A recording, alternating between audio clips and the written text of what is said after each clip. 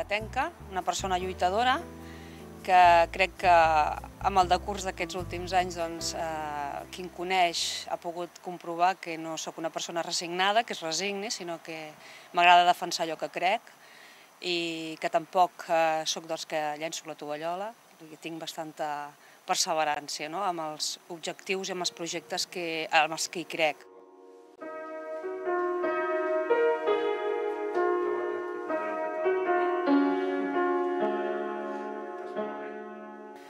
I a banda d'això, una persona normal, una dona normal que comparteix el temps de família amb la feina, amb una activitat política que absorbeix molt i que t'envaeix a casa teva, pràcticament,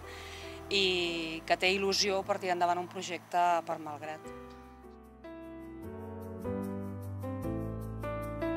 Jo soc advocada, exerceixo com a advocada a Malgrat de Mar i és una professió que vaig escollir precisament per la vessant social que té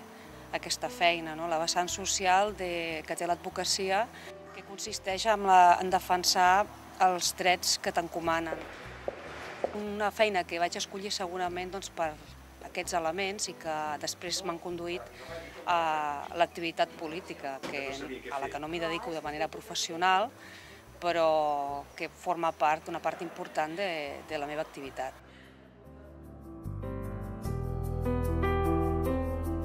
En aquest últim mandat he estat consellera comarcal, des del 2008 consellera delegada de l'àrea de serveis a les persones del Consell Comarcal del Maresme. Això vol dir que coordinem les àrees dels serveis socials dels municipis que formen part de l'àrea bàsica del Consell Comarcal, que són 28 municipis del Maresme, els que tenen menys de 20.000 habitants, entre ells Malgrat de Mar, i aquesta tasca en què treballem amb l'àrea d'immigració, l'àrea de la dona, els serveis socials, ha estat tot un repte, primer pel desplegament de la llei de la dependència, per totes les dificultats que ha suposat aquest desplegament i també per totes les millores que finalment suposa aquesta llei. Jo crec que ha estat una feina que m'ha ajudat molt també a fer la meva feina de regidora, en el sentit que he après moltíssim i a més sortiré amb una visió dels serveis socials de la comarca que penso que és molt enriquidora després a l'hora de plantejar també polítiques a Malgrat. Jo em sento molt malgratenca. Vaig venir a viure a aquest poble quan tenia aproximadament 9 anys i és el poble en el que m'he fet gran, que m'ha vist créixer i el poble que en un moment determinat vaig considerar que era el millor per també veure créixer els meus fills. Per tant, la relació o el vincle que jo tinc amb Malgrat és molt intens, és un poble que me l'estimo, m'hi agrada molt viure, que és un poble que li falta creure en ell mateix, que moltes vegades els malgratencs tenim una visió molt negativa de nosaltres mateixos i del poble i a mi m'agradaria poder canviar aquesta visió. Som molt crítics, sempre ens comparem permanentment amb altres municipis i no sabem veure a vegades tot allò que tenim que ens fa diferents i que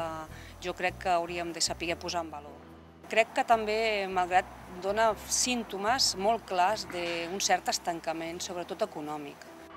Un municipi amb el comerç està molt desanimat, en una situació de decadència. Tot això segurament influït per la crisi, La crisi aquesta és un context global,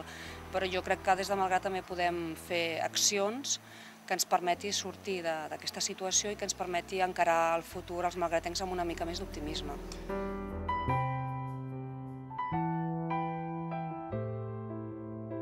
Nosaltres estem treballant molt en un projecte econòmic per Malgrat, perquè pensem que no s'ha posat mai damunt de la taula un projecte global que sigui d'àmbit econòmic i de futur, és a dir, que inclogui totes les activitats que es fan en el municipi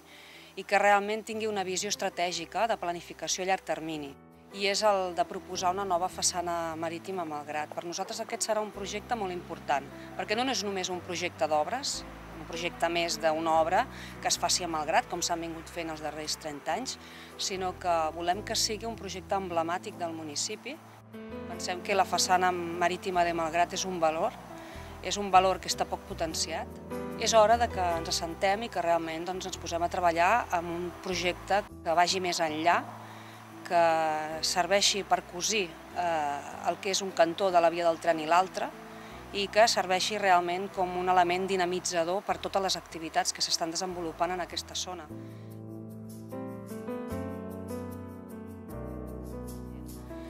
Hem d'escoltar més a la gent perquè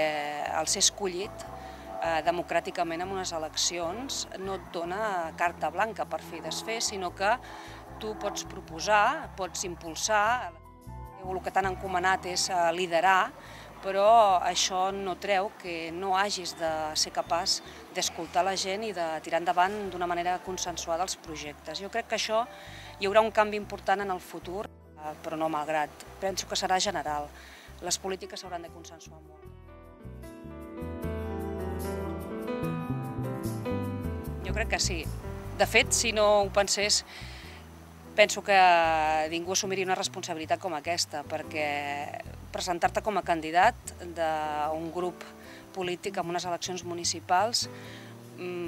exigeix tota una reflexió, exigeix comptar amb un equip, exigeix una sèrie d'elements que